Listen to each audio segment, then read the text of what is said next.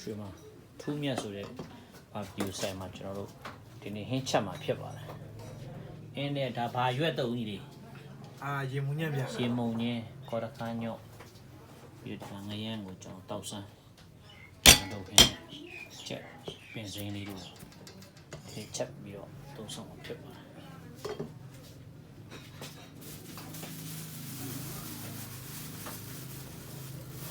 ကိုချက်ပါ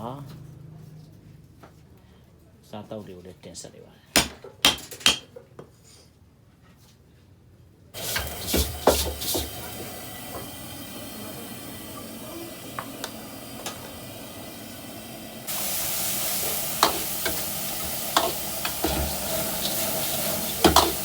နော်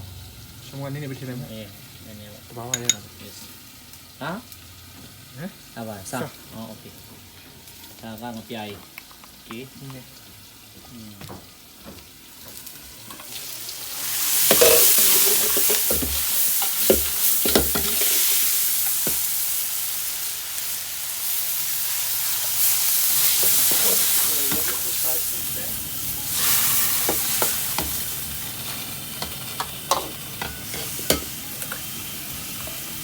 ပစုံချိုချက်ပေါ့ဟုတ်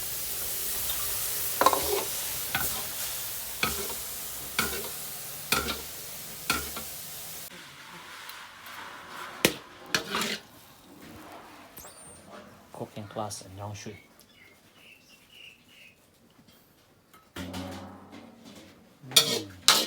yummy This was with the tomatoes yes